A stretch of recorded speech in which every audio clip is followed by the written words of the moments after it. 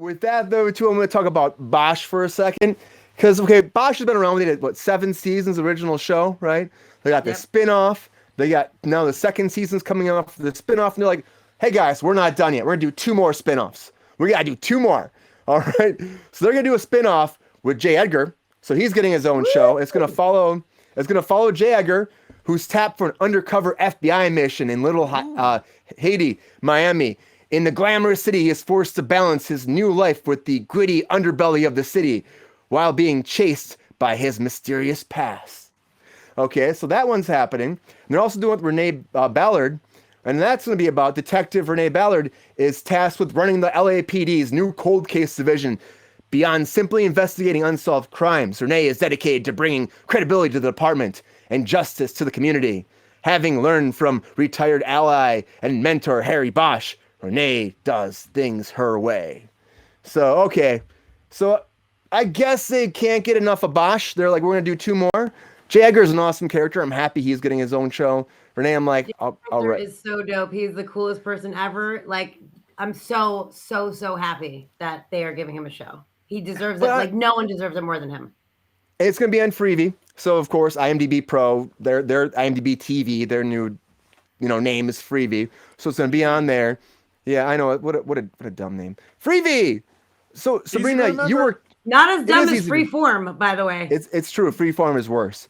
Sabrina, you worked on Bosch. So what do you think about the news of this? And are you excited about one of these more than the other, or you think that both are going to be good? Like I said, I love Jamie. He is a super nice, actor, and person, and an excellent actor. And like from the moment I started working on the show, like he's just one of those actors that talks to everyone and cares about everyone and like asks about your family and like shit that you don't think that like people in his position would ever even listen to. You know what I mean? Like he's just a genuinely good person. And I'm so psyched for him, honestly. I also love his acting. I love him playing that character. So I will absolutely 100% watch that. The other one is super interesting to me because the actress that plays Renee Ballard is Mitzi, and Mitzi is one of the what's it called? Experts like for all of the gun handling and the procedures and stuff. Like she is literally was Tim and Mitzi were our go-tos. Like, is this right? Is this okay? What would we do with this? Do we put this in a bag? Do we put these here? We lay out the things. Like she was like the, and not the continuity person. Brian, what is the right word? Script supervisor? No, like the like you have a specialist like that does all the courtroom stuff, and you have cops that do the specialist for like the procedure things, like to make sure that we do everything properly. She was the person, like her and Timmy, how you hold the gun, how you walk into a room, when you say clear, like all of those things to make sure that it was accurate. She is an actual, cop detective, as was Tim, and like so she played that part. I don't know if I haven't watched the new series, so I don't know if she has had a part on there, but I know on the regular series, she was very small. I think she did 2 episodes. But she is such a wonderful person. She is amazing, sweet, fun, kind, and I'm super psyched for her. She was a bartender, then she was a cop for years, and now she's an actress. Like amazing. It blows my mind. Good for her. Yeah, so it's fun. Like, there's good characters, side characters who have developed for years, and they're giving them a chance to thrive. And I know Freevee's looking for more content. Lexi says she's excited about this. I think it could be great. Like, honestly, I love Jagger, so I'm more excited about that myself personally. I think because he's great and his character is amazing.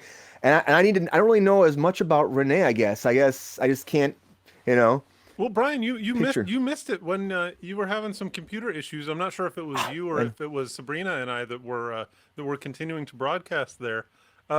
Sabrina keeps giving us these beautiful Hollywood stories that she's had these personal experiences with people on set, and it's just I think that's really just a good vibe for your show, like the juxtaposition between her beautiful Hollywood stories and the way that you love to like just shit on people and like burn I don't shit on people. Burn bridges. What are you talking about? People that you're currently working with, like, and that like I just really think it provides like a really interesting black and white. So sorry for the derail there, but yeah.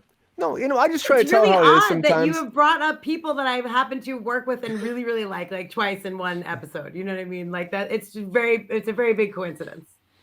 hey, it's what's in the news today too. So it's not just me; it's what the world's putting out there for you, Sabrina. So it's really nice to hear these great stories, and that's what we try to do here in Cruise Control is tell stories. If we, being on set and actually working in the business, it goes a long way. Mike, what do you think about this? Were you a fan of Bosch, and are you excited about these spin-offs? Oh man, I haven't seen Bosch. I've had it pushed on me by people whose opinions I respect. But other than that, I haven't seen it. Are we into the program part of the show now? We were okay. Yeah, we're discussing. We're getting into it. I've got a derail brain. My brain is just derailing today. Here, I've got okay. So while you were doing your monologue, I had a couple of these were the thoughts that I'm so sorry. I'm fully hijacking, but just let me run down. Get in there. Quick. I thought you were going to say I'm fully high. I was like, okay, cool. Whatever you want to do. No, only barely high, not fully high. Let's see. So, because I wasn't sure if we were switching from the intro portion to the full portion. Oh, I'm so sorry. I'm derailing like this. No, you were good. No, we had some issues earlier anyway, so we're getting into it now. Yeah. Oh, okay. How about this one? Oh, the show Peripheral. It's been streamed for 394 million minutes. What I know. That? That's 11 days. Who the fuck knows how long 394 million minutes is? Nobody knows what they're putting out there. That's meaningless. Oh, great. It's a graph on your Excel sheet for it's number 8 accountant at your streaming show. Okay, whatever.